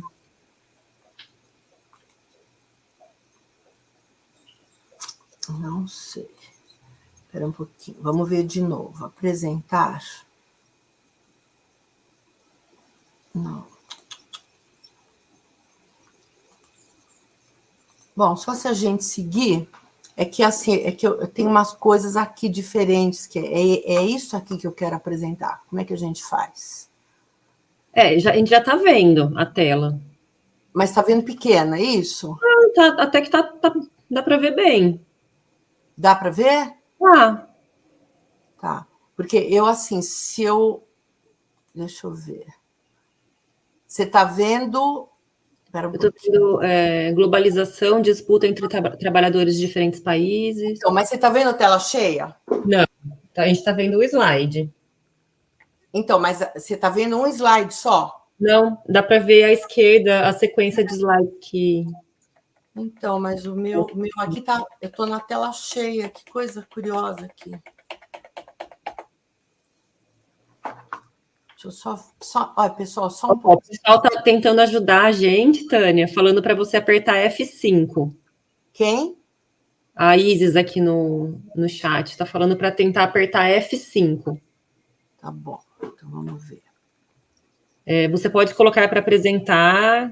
Vixe, aí já Peraí, vamos lá. Ó, F5 adiantou alguma coisa? F5. Apertei. Não adiantou nada, né? Ó, a Giovana está falando assim, ó. Você pode colocar para apresentar, clica Alt mais Tab para sair da tela cheia e depois compartilha novamente a apresentação.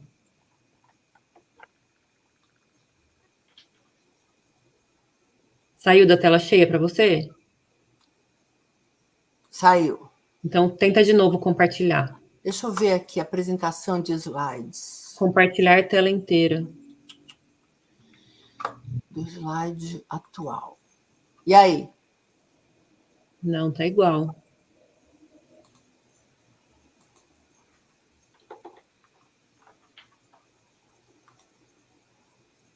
Bom, professora, fala para... Deixa eu ver se eu vou tentar fazer aqui um... Assim, para a gente enxergar, tá bem tranquilo. Tá tranquilo aí? Uhum. Tá? Porque eu agora diminuí os slides aqui, você viu? Não, tá ótimo. Então pronto. Então vamos em frente, pessoal. Desculpe aí, tá? Vamos lá. Então, olha só, a gente fica empolgado aqui, acaba... Então, olha só, a gente vai ver, então, né? Você está vendo a minha tela, né, professora Thalita? Sim, Tânia, tudo certo. Tá bom, tá bom. Qualquer coisa você corta aí, tá? Então, vamos lá. Vamos terminar, vamos ver, a gente já tem uns minutinhos para a gente avançar um pouquinho mais aqui. Então, vamos lá, pessoal, desculpe aí né? Então, falando dessa época aí, né? Falando aí da década de 2000, né? A gente vai ver isso, como eu já falei para vocês. Foco no indivíduo, e esse indivíduo que tem que fazer tudo aí, tá? Vamos ver o que acontece com gênero. Olha só. Lei Maria da Penha, turma. 7 de agosto de 2006. Olha só. Então, a lei que quer proteger a mulher contra a violência doméstica. A gente sabe que a maior parte dos casos de violência contra a mulher acontecem dentro de casa, né? E a outra coisa, pessoal, é que os procedimentos para redesignação sexual foram autorizados, passam a ser autorizados pelo Conselho Federal de Medicina. E em 2008, o SUS passa a oferecer a cirurgia, entre aspas, né, mudança de sexo, tá bom? Olha, pessoal, olha que evolução, tá? Então, a gente vê aí, né, uma mudança muito grande aí a partir... A gente também vai ver, vai ter uma hora que a gente vai falar, por exemplo, sobre transgênero e carreira, e a gente vai ver que ainda tem ranço, né? Ainda tem ranço. Quando a gente falar sobre a diferença entre o trabalhador gay e a trabalhadora lésbica, a gente vai ver, ainda tem ranço aí, tá, pessoal? Mas, olha, a gente já está... Lembra, 62 tinha que pedir autorização para o marido para trabalhar. Agora é o seguinte, ó, tá? Agora, Lei Maria da Penha, tá bom? Vamos lá. Aí vamos mudar slide. Pronto. Opa! 2010, pessoal. 2010 foi o cenário do improvável, né, pessoal? Brasil, olha os rapazes aí, ou as moças que gostam de futebol. O Brasil perder de 7-1 da Alemanha. improvável, né? Outra coisa muito diferente, turma, foi o quê? Um Papa latino-americano, quando a gente ia imaginar que ia ter um Papa da América Latina, tá? Então tá aí o Papa Francisco, que tem uma postura muito contemporânea, muito avançada, nós vamos conversar também um pouquinho já, tá? Outras coisas improváveis aí, né, pessoal? Gente, ali, olha, então, o presidente preso, né? E em cima da foto do presidente preso, tá ali, vocês se lembram dessa foto, né? Do moço lá da Polícia Federal, e ali do lado, pessoal, é o herdeiro Odebrecht, Marcelo Odebrecht. Turma, era imponderável também, né? Quem é? Era improvável. Quem é que ia imaginar que alguém da família Odebrecht poderia ser preso, tá? Então, olha a situação que a gente, né? Que a gente está vivendo aí em 2010, né? A gente teve aqueles problemas lá naquele jornal francês, vocês se lembram? Ali nós temos as manifestações, né? As manifestações da primavera, né? Árabe ali, né? A gente vai ver também, olha a tecnologia, olha aquele equipamento para que as pessoas, para que os tetraplégicos fiquem de pé. Olha essa evolução toda, pessoal, isso tudo está acontecendo, né? Isso tudo está acontecendo. E a gente vai ver que uma coisa muito importante aí nessa época são as redes. A gente vai ver a importância das redes, tá? A gente vai ver ali também, olha, o museu, né, da Federal do Rio de Janeiro sendo destruído, né, por incêndio, né? Então, a gente tem um novo impeachment, olha só. Olha que cenário, hein, pessoal? 2010 estava uma bagunça, né? Outra bagunça. O que a gente vai ver? Avanços nas tecnologias, tá? E agora a gente tem recursos escassos. A gente vai olhar o que acontece. Se tem recurso escasso, agora a gente compartilha na nuvem. Olha, recurso escasso, aí a gente começa a fazer o quê agora? Olha, agora é Uber, bicicleta, tudo virou compartilhamento. Foi ou não foi, pessoal? Tudo a gente passou a compartilhar, tá? As redes sociais chegam com a corda toda. Lembra que eu falei? Olha a tecnologia que você vai ter uma dica sobre a sua carreira. As redes sociais estão bombando. E, gente, nós vamos ver depois como como rede é importante para a carreira, né? E as redes sociais, as mídias sociais, que de repente, né, tudo ficou bombando aí. E agora surge um novo modelo de liderança, pessoal. É esse líder que ele tem que estar nesse ambiente disponível e apto a fazer o quê? Conexões. E ajudar os seus liderados a que estabeleçam conexões. E quando a gente falar um pouquinho sobre carreira, mais especificamente sobre os modelos, nós vamos falar da importância das redes para a carreira. Nós vamos falar aqui, principalmente para as mulheres, como a gente trata as redes para carreiras, para a formação das lideranças, para a formação de mulheres profissionais, tá? Então, olha só. E o que a gente vai ver? Mais trabalho voluntário, continua. Moçadinha, presta atenção, o trabalho voluntário é imprescindível para o seu aprendizado. O trabalho voluntário, a gente sabe, eu fiz pesquisas sobre isso, mas não fui só eu, tem um monte de pesquisa aí, dizendo o seguinte, pessoal, que o trabalho voluntário, ele agrega conhecimento para quem faz o trabalho voluntário, além de agregar rede também. Então, é muito importante para a carreira, tá bom? Então, esse aí é o nosso modelinho aí. E gênero? Vem mais coisa, hein? 2015, é agora, 2015, a Lei 13.104 tornou qualificado homicídio contra mulheres como crime hediondo. Olha só, pessoal, tá?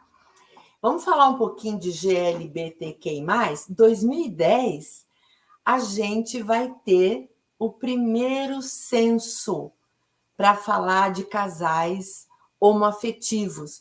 E olha que interessante, apareceram mais casais homoafetivos de mulheres do que de homens, um pouquinho mais, né? Então, eu fico sempre pensando, por que será? Né? Será isso realmente um dado?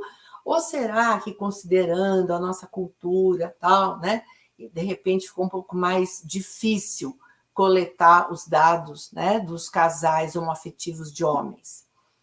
Em 2010, pessoal, de modo unânime, o STJ falou o seguinte: olha, casais homoafetivos podem adotar filhos.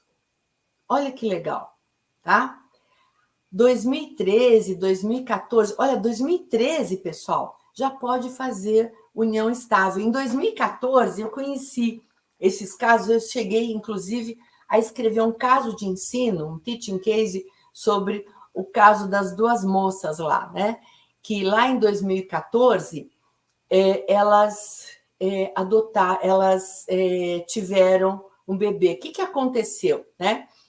Eram duas moças que trabalhavam, gente, eu vou até falar o nome da empresa que eu achei muito legal.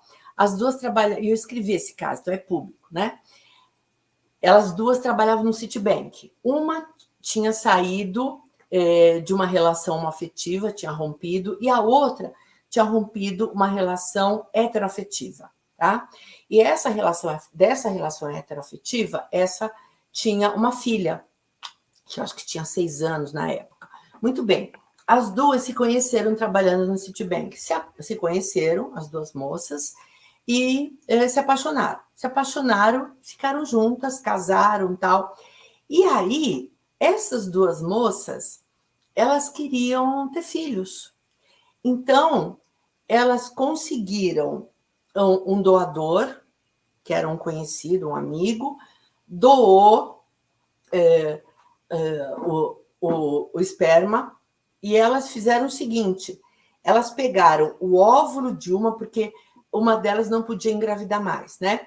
Então, elas pegaram o óvulo dessa que não podia ficar com o bebê, né, no ventre, pegaram o óvulo, fizeram a fertilização in vitro e implantaram na outra moça, né, na companheira.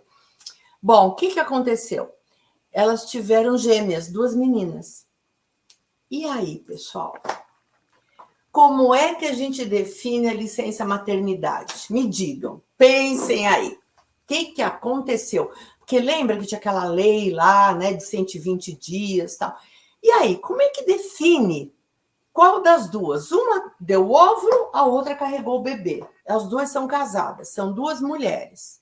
E mais, quando as meninas nasceram, na certidão, pela primeira vez no país, na certidão de nascimento das meninas, estavam os nomes das 2 mães. Como é que faz, né? Olha, pessoal, vou contar o final da história. As duas pediram a licença maternidade para o banco. E, pasmem, o banco concedeu para as duas. A gente não imaginava, né? Mas, olha, o banco concedeu para as duas, e as duas tiveram aí as suas licenças maternidades para cuidar aí, né, das bebês, tá bom? Então, essas duas foram o primeiro casal a ter o documento de dupla maternidade, tá certo? Bom, e aí a gente vai ver 2015, né? Outras ações aí federais, né? A gente vai ver também que em 2016, né, sai esse decreto, e agora a gente pode pôr o nome social nos nossos documentos, tá? A gente sabe que até na USP hoje as pessoas podem colocar o seu nome social, podem optar por ter o seu nome social no seu diploma, tá bom? Então, olha só, em 2018, o tribunal também autorizou pessoas trans alterarem o nome no registro civil sem que fizesse a cirurgia, porque a gente sabe que na questão trans, nem sempre a pessoa tem vontade ou se sente, né, para fazer a cirurgia, tá? É outra história aí. Então, agora também ficou decidido que não precisa, tá bom? E olha só, pessoal, 2019, só 2019, mas discriminação contra pessoas LGBTQIA+, né? Tem pena de até 5 anos de prisão, tá bom? Então, nós temos aí as nossas evoluções. Opa! 2020. Temos um tempinho, mas temos. 2020, hein, pessoal? Em 2020, né? Pandemia, Covid, Deus do céu. Olha só, tudo que aconteceu em 2020, tá? Não preciso falar para vocês de tudo, né, que rolou em 2020. Só queria lembrar para vocês, a gente teve que se virar com o trabalho a partir de casa. Nós estamos aqui, isso aqui é um aprendizado nosso. Agora, a gente sabe também que o home office, a gente sabe que trouxe uma carga maior para quem tem família, a gente sabe tudo isso por pesquisa, principalmente para mulheres, né? Porque acaba sendo o trabalho da casa, acaba ainda caindo muito, né, nos ombros das mulheres. Enfim, a gente vai ver também nesse período essa divisão que a gente vê até hoje, né? A gente ainda vê essa coisa, nós contra eles, né?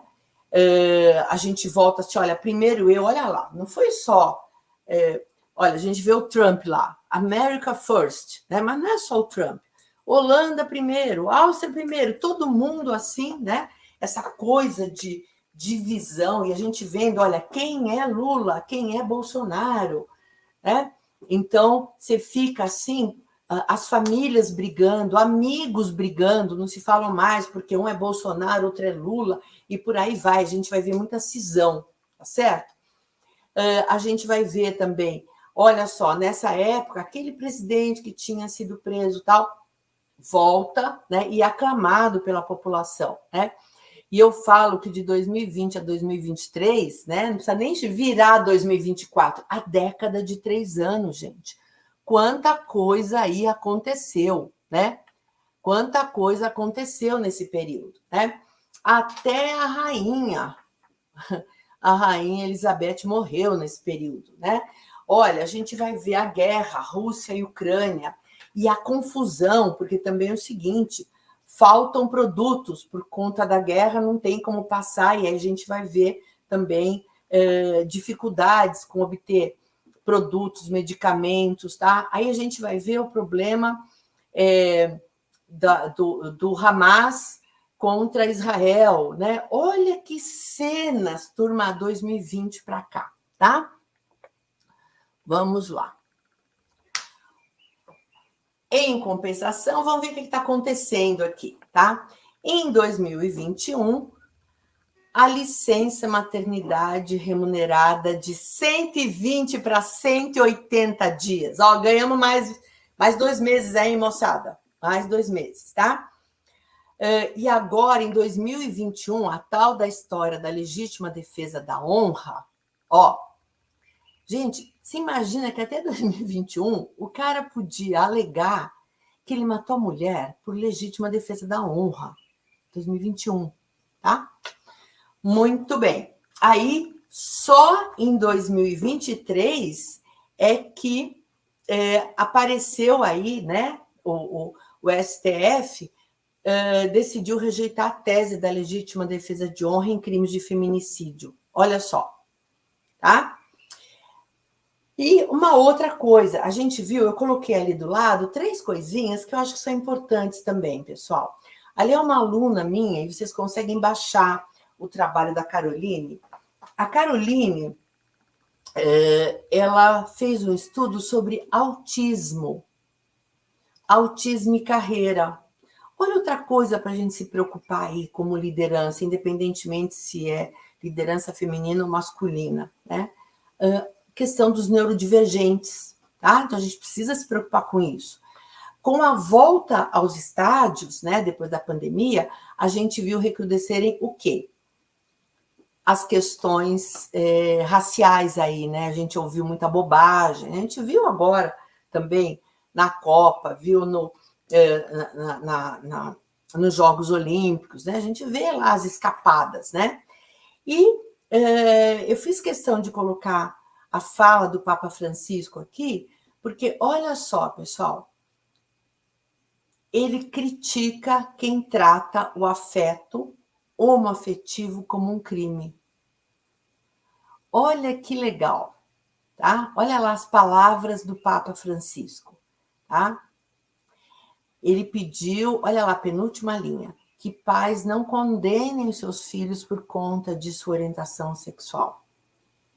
E ele defende que pessoas LGBTQIA+, têm os mesmos direitos legais que os casais heterossexuais. Gente, ufa, hein? Olha só, tá? Futuro, turma. Vamos olhar aí os nossos subsistemas. Terminando, olha, eu gostei porque a gente foi no tempo. Olha, social. A gente quer pautas mais concretas de diversidade. A gente tem essas guerras aí que a gente precisa dar um jeito. Turma, deixa eu compartilhar uma coisa com vocês que me incomoda um pouco, porque às vezes a gente vê muita conversa sobre a guerra, né? Ucrânia e Rússia. A gente vê toda essa questão do povo de Israel versus, né, o pessoal lá do Hamas. Isso fica muito politizado aqui. Gente, ninguém fala do que acontece na África. Vocês escutam o pessoal comentar dos massacres na África? Ninguém fala. Por quê? Né? Tá? Então, tá aí uma coisa, por favor, olhem para essas coisas também, tá bom? O pessoal fala de qualidade de vida, hoje todo mundo está querendo, a gente nem fala mais equilíbrio, sabe? Porque equilíbrio dá impressão, não, a gente fala de integração entre vida pessoal, familiar e profissional. Reparem que eu falo familiar, profissional e pessoal, porque é diferente. Nós vamos conversar em outra aula, tá bom? Inclusive vendo o impacto disso para as mulheres. Vocês já ouviram falar da demissão silenciosa, quer dizer, o pessoal que resolve se afastando do trabalho, aí também demissão, tem um monte de coisas que o pessoal acaba colocando, né, como uns termos aí novos para problemas que a gente já vinha estudando, né, que nós vamos ver também o opt-out aqui em um certo momento, mas que mostra que as pessoas estão diante da sua vida profissional olhando outras coisas aí, tá? Já falamos no plano político, e não só político partidário, político todo dia, a polarização. Nas questões econômicas, a complexidade dos impactos da pandemia e da guerra.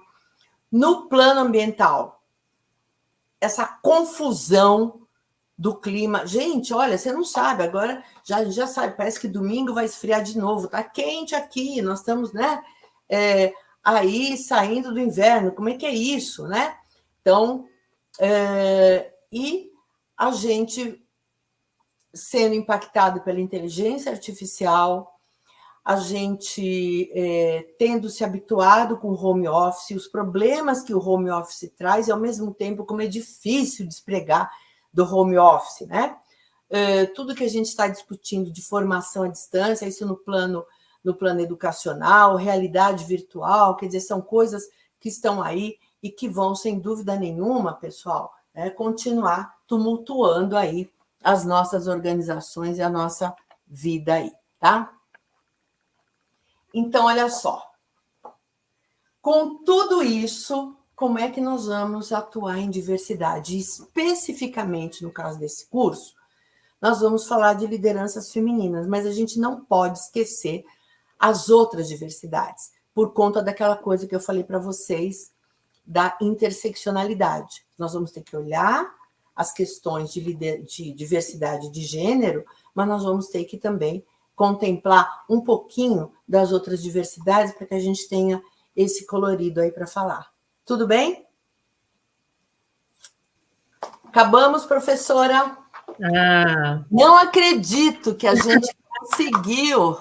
Mais uma vez, monte de elogios aqui à sua aula. E eu também, repito o que falei na aula passada, aprendi muito, muito. São coisas que a gente dificilmente consegue enxergar, eu pelo menos, né, assim, tão contextualizado, né, no mercado produtivo e tal. Muito obrigada, Tânia, por essa aula. Tá bom, pessoal. É, Ó, eu vou seguir. quer comentar alguma coisa? Eu não estou me vendo aqui, mas não tem problema, né? Você está aparecendo. Tá bom. Bom, eu também fiquei extasiado aí com a aula. A maioria das coisas que a professora Tânia falou, eu não sabia, não tinha visto. Foi até bom para eu tomar conhecimento dessas coisas aí. Né, Thalita? Nós não conhecemos isso, né? Principalmente aquelas coisas de 70, 80. Nós chegamos a ver isso, não. Mas foi muito interessante. O pessoal ficou. Eu vi aqui várias pessoas fazendo comentários, né?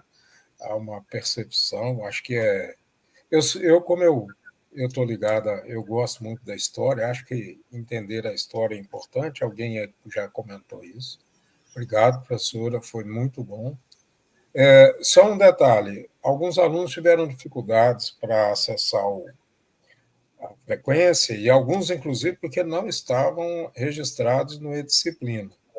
Então, manda uma mensagem no privado para mim, não manda lá no grupo, não, porque fica carregando o grupo, eu resolvo, e quem não estava no e-disciplina precisa ver a questão dos grupos que estão envolvidos. Aí a gente resolve isso depois. Então, muito obrigado pela presença de todos, foi fantástico. A gente fica. Thalita, a gente não pode ver um microfone aberto que não larga, né?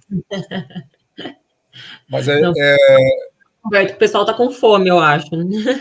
Então, é só para dizer que ficamos muito felizes pela participação de todos vocês. Né? Então, foi uma aula fantástica. Muito obrigada, Tânia. Muito obrigada a todos que estiveram conosco. E na semana que vem estaremos aqui firmes. Então, professora Thalita, algum recadinho, o pessoal que chegou depois, sobre o link? Eu tenho enviado para vocês, né, o link das nossas aulas aqui no YouTube por e-mail. A partir da semana que vem, eu vou mandar por e-mail ainda, mas a gente vai colocar no e-disciplinas também, para que fique fácil e acessível para todo mundo. Tânia, tem um comentário aqui da Paula. Tem uma outra situação restritiva à mulher no Brasil, com respeito às bolsas de pós-doutorado, limitadas ao mesmo tempo de doutorado dos demais, sem considerar a maternidade ocorrida após o doutorado. É um assunto bastante sensível, né? Então, olha, Paula, eu vou colocar depois, eu não tenho esses dados atualizados, tá, Paula? Mas eu vou procurar, 2017, eu fiz uma apresentação no Academy of Management falando sobre mulheres na academia. E olha, Paula, eu posso contar já, Thalita e Humberto? Claro. Tem uma professora que eu adoro, é minha amiga e é super competente, e é uma mulher muito influente, que é a professora Janina Onuki. E a professora Janina me passou uma mensagem e falou que vem dar uma aula para a gente aqui. E a Janina fala de carreira, mulheres na academia. Então, o pessoal vai gostar disso, tá? Então, a gente vai só ver com a professora Janina quando ela pode vir. Ela tem um trabalho interessante sobre isso, tá? Então, aí, Paulo, acho que você vai curtir. E esse trabalho lá de 2017, Paulo, que eu apresentei, o que eu vi? Eu vi que é o seguinte, né? Eu peguei da minha área, assim, né? Porque era um programa de gestão, é uma conferência voltada para a gestão. Então, o que eu vi? Eu vi assim, que nas disciplinas que a gente coloca em gestão, a gente está tendo muitas mulheres, né? Quase que comparado aí com os homens, às vezes um pouquinho mais, às vezes a gente viu também cursos técnicos, uma presença muito grande de mulheres. Daí, quando a gente vai para mestrado, e aí eu peguei as medidas da minha universidade, né, da USP, a gente tinha mulheres, tal. Agora, as bolsas, à medida que vai ficando a acadêmica, a pesquisadora, ela vai ficando mais experiente, vai ficando mais velha, né? Daí o número de bolsas cai. Então, é o seguinte, Paula, a mulher vai indo, chega uma hora, na hora que ela constitui família, acaba ficando para ela a parte maior do trabalho doméstico, do cuidado com os filhos, tal. Então, nesse momento, ela já não consegue mais tantas bolsas, porque ela está envolvida com outras coisas, tá?